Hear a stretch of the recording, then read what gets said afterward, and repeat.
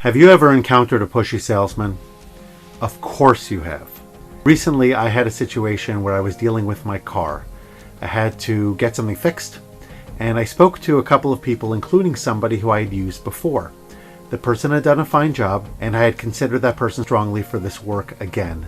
At the end, though, I decided to go with somebody else. And this person was so disappointed and so worked up by the fact that I had moved elsewhere that he kept texting and calling and can I talk to you and can I understand your decision. It felt super pushy, and I just said enough is enough.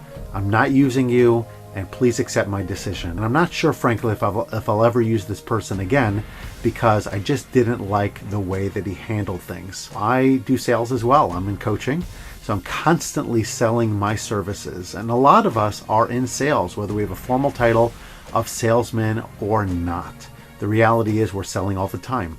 And how do you make sure that you sell in a way that people respect, that people will want to buy from you, and more importantly, to open a relationship with you? I have a few ideas I'd like to share with you that's going to help you to sell better, deepen relationships, and more importantly, don't turn people away. Here are some situations that we want to avoid being in sales mode. Doesn't mean we can't have a conversation, but if these circumstances exist, we want to just take off our sales hat and have the conversation without moving forward. Number one, when there is no problem to solve. We want our product in the hands of every person, or our service to be used by every person, but frankly, it doesn't always work out that way. They may not see the same benefit in our services or in our product. So if there is no need, don't keep pushing. Another time to stay away from sales is if we have the wrong motive. Now, this one is really about us, not about them. What is motivating us from wanting to sell? Is it a true desire to get our product in somebody else's hand because it'll benefit them?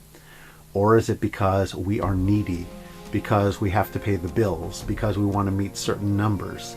And what's pushing us in that case is all about us, and that's going to blind us. And as much as we want, and we want to keep pushing, we have to be able to stand back and say, you know what? This is not the right kind of context, setting, and environment in which I'm going to be my best self and give this person what they need for success. So instead, when you're thinking about selling, look at our 3 points over here. Number one, try to find value. What is the value for this other person? Identify it, start with conversation, and from there you can move things forward. Number two, aim to serve. It's all about helping the other person, and that might be for the short term, making a referral or a connection, passing along a resource or something similar, getting them into conversation and relationship with you. And then finally, over time, think about playing the long game.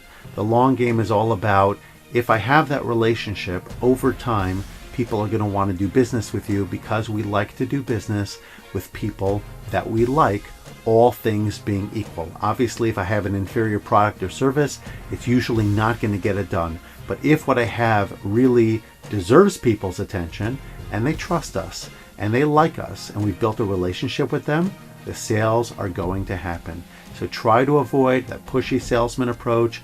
Don't overdo it as much as you really, really want to be able to give, serve, sell, etc. Find the right approach. Always think about it from the buyer's perspective, and happy selling.